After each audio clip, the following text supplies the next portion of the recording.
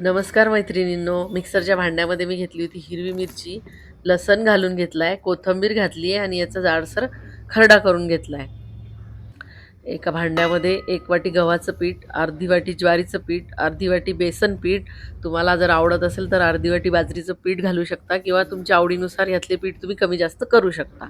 चवीनुसार मीठ घातलं होतं आणि हातावरती असं क्रश करून ओवा घातलाय. तीळ घालून घ्यायचे आणि नंतर आता हा वाटलेला खरडा घालून घ्यायचा आहे. पाहिजे तर तुम्ही यात जिरं पण घालू शकता. बारीक चिरलेली मेथी घालून घेतली आहे. मेथी घालत नाही कोणी कोणी धिरड्यामध्ये, पण मी घालते, खूप छान लागते. आणि आता हिवाळा आहे, हिवाळ्यात मेथीची चव खूप छान लागते आणि चांगली पण असते, त्यामुळे मी बारीक चिरून मेथी घातली आहे थोडीशी. थोडी कोथिंबीर घातली आहे बारीक चिरून. भरपूर कांदा घातला आहे बारीक चिरून. धिरडे म्हटलं की कांदा भरपूर आला पाहिजे त्यात, तेव्हाच खूप छान चवदार होतात धिरडे आणि क्रिस्पी पण होतात. आता थोडंसं तिखट घालून घेणार आहे. हिरवी मिरची घातली आहे त्यामुळे तिखट थोडंसंच घालायचं आहे, पण तिखटाची चव आणि मिरचीची यात खूप फरक असतो, त्यामुळे दोन्ही पण चवीसाठी थोडं थोडं घालून घ्यायचं आहे. हळद घातली होती थोडीशी आणि याला हाताने सगळं व्यवस्थित मिक्स करून घ्यायचं आहे.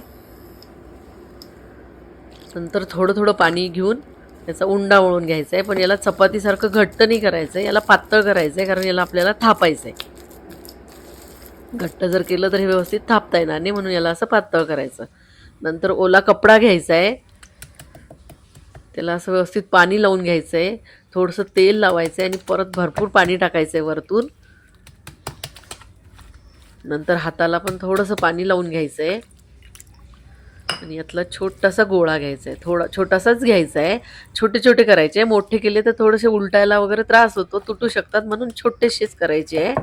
त्याला असं पातळ थापून घ्यायचं आहे. तुम्हाला जर खूप क्रिस्पी हवं असेल तर तुम्ही पातळ करा. तुम्हाला जर चपातीसारखं मऊ पाहिजे असेल धिरडं, तर त्याला थोडंसं जाडसर ठेवा. मी थोडं जाडसरच ठेवलं आहे. आणि याला असे होल करून घ्यायचे. होल कंपल्सरी आहे, होल केल्यामुळेच धिरडे खूप छान चवदार होतात आणि खमंग होतात. नंतर वरतून छान दिसण्यासाठी तीळ घातले आहेत, कारण ऑलरेडी तीळ आत घातलेले आहेत पिठामध्ये. नंतर ताव्यावरती याला असं पलटून घ्यायचं आहे.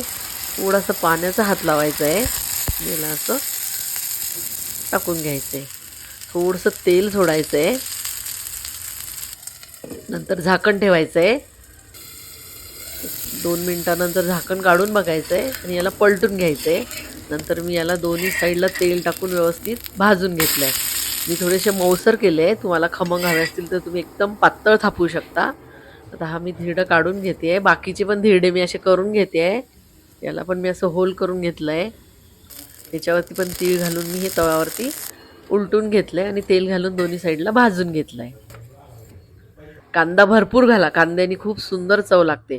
सर्व धिरडे मी करून घेतले. दही आणि शेंगदाण्याच्या चटणीसोबत एन्जॉय करा.